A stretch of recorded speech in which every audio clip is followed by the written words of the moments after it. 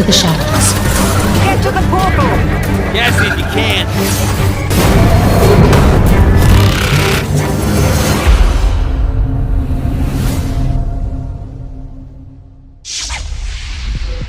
Yo, what's up guys, it's IHSGames here and welcome back to another video. Today, we'll be reviewing the Dark Deception Fangame Dark Deception, made by TheFrebby, the same person who created the Dark Deception Torment Therapy Fangame a while back. Without further ado, let's get it. Now obviously, if you can tell, Dark Deception is a side-scrolling platformer fangame based off, you guessed it, Dark Deception.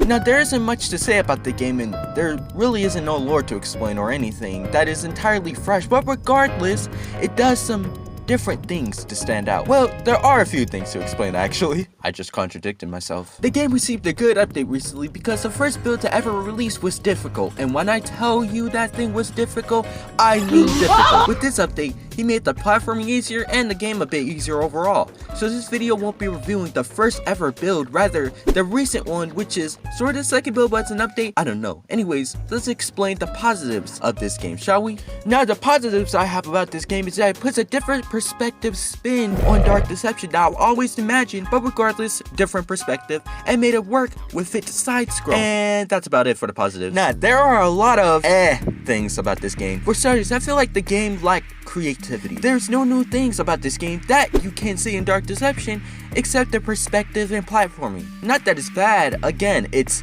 but I sort of wish it includes some new things we never seen before in Dark Deception. The controls are okay, moving is okay, but it don't feel snappy. When I try moving the other direction while running in one direction, it takes about a half second to go to the other direction I chose. It feels like you're sliding on ice. This can lead to you accidentally running into a monkey or a spike trap without being able to avoid it quickly due to you sliding for that half second. Lots of mistakes will be made because of this, but it's because it's manageable. The platforming isn't too good, but it isn't too bad either.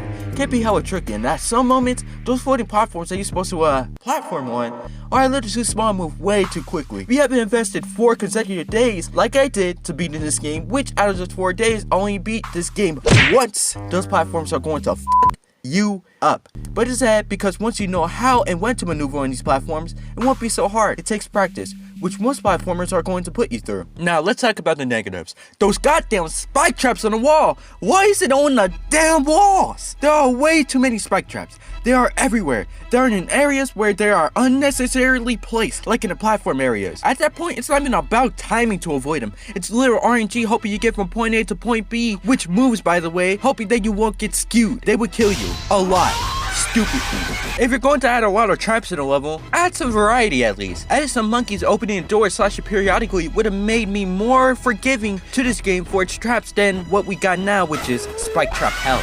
Another negative is how there is little to no strategy you can try to beat this game. It's literal RNG. At least with the original game, Dark Deception, there were some strategies you could try to beat some of the levels. For monkey business, work your way outside inward collecting the shards that way. For elementary evil, listen for Agatha sound cues. For deadly decadence, that could go easy. You get my point. Here in this game, you can start the game with no monkeys, and after you die by a spike trap or whatever, and start up the game again, 2 monkeys are already on your ass like crackers. I know that didn't make any sense, but you get my point. It doesn't even need to be the start of the game. It can happen mid-game too. It can lead to some very unfair RNG-based gameplay moments where hoping that you end up lucky is the only way you can win. And unless I'm playing fucking Monopoly Russian Roulette Edition, that shouldn't be in a platformer. And in most platformers, strategy and also good reflexes are a key to win. And in this game, oh boy, it would tell you otherwise. Other than that, this game, when it's fair, when you're lucky, can be fun as hell to play. I even got addicted to it one day and couldn't stop playing it. Is that a bad thing? Anyways, this game took the concept of a side-scrolling platformer and made it work with Dark Deception. This game does what it needs to do, when you're lucky. So the score I give this game is a 6 out of 10. Average game that does what it needs to do, but can be very unfair at some moments. The score of this game will change because, you know, it's just the first build, it will receive updates, it might get easier, you never know. But again, it's bound to change. But I will kindly play this game again when we get the next 7 levels. And hopefully get lucky in all of them. I definitely won't be enjoying the clown gremlin level though.